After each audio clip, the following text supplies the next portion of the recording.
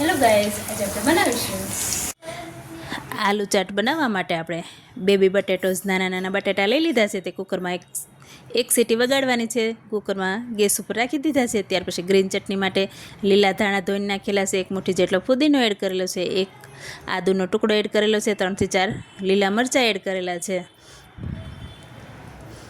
થોડું એવું હંચળ એડ કરેલું છે અને અડધું લીંબુનો રસ એડ કરેલો છે.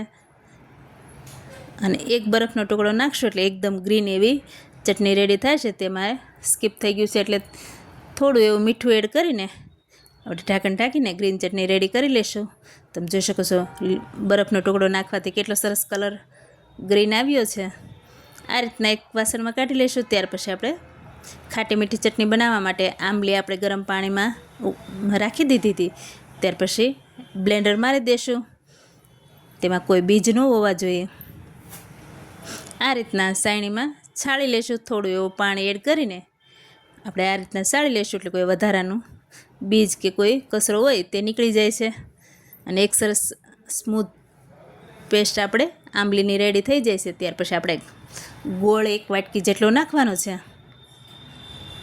1 ચમચી ધાણા જીરું અને લાલ મરચું પાવડર 1 ચમચી એડ કરેલું છે. કાશ્મીરી લાલ મરચું નાખો તો પણ ચાલે. આ રીતના થોડી વાર ઉકળવા દેશું.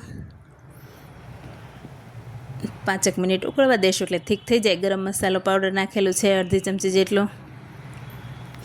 5 મિનિટ ઉકળે ત્યાર પછી આપણે વરિયાળીનો થોડો અધકચરો પાવડર નાખેલો છે અને શેકેલા જીરાનો પાવડર નાખેલો છે. થોડું હંચળને થોડું નોર્મલ મીઠું નાખીને 5 મિનિટ ઉકાળશું એટલે આપણી આંબલીનું પલ્પ એકદમ ઘટ થઈ જશે. થોડી વાર ઉકળીને નીચે રહેશે એટલે ઠંડુ થશે એટલે સરસ એવી ઘટ આંબલીની ચટણી રેડી થઈ જશે ખાટી મીઠી. ત્યાર પછી 1 સીટી આપણે બટાકા બાફી લીધા છે. એકદમ બફાઈ નથી ગયા, થોડા એવા બફાય એટલે આપણે આ રીતના પ્રેસ કરીને થોડા એવા ફ્લેટ કરી લેશું. ત્યાર પછી થોડું તેલ મૂકીને શેલો ફ્રાય કરી લેશું. તમે ડીપ ફ્રાય પણ કરી શકો છો. અત્યારે આપણે શેલો ફ્રાય કરેલા છે. તમે જો બંને સાઈડ આવા ક્રિસ્પી થઈ જાય ત્યાં સુધી આપણે શેકી લેવાના છે. ઉપરથી થોડું મીઠું છાંટવું હોય તો તમે છાંટી શકો છો. અત્યારે આપણે નથી નાખેલું.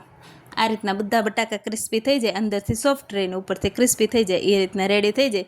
ત્યાર પછી એક દહીં લીધું છે. એમાં દળેલી ખાંડ નાખેલી છે 1 ચમચી અને બધું થોડું એવું બીટર મારીને મિક્સ કરી લેશું. સ્મૂથ દહીં થઈ જાય એ રીતના આપણે રેડી કરી લેશું. એટલે આપણે ગળું દૂધ દહીં રેડી થઈ જશે. ત્યાર પછી આપણે શાક સર્વ કરીશું. આ રીતના આપણે જે બટાકા શેક્યા છે તે આપણે રાખી દઈશું. ઉપરથી ગળ્યું દહીં બનાવ્યું છે તે ઉપરથી એડ કરીશું. ત્યાર પછી આપણે ગ્રીન ચટણી જે રેડી કરી છે તે ઉપરથી એડ કરી લેશું. જેવો તમને જોઈતું હોય એ પ્રમાણે તમે એડ કરી શકો છો.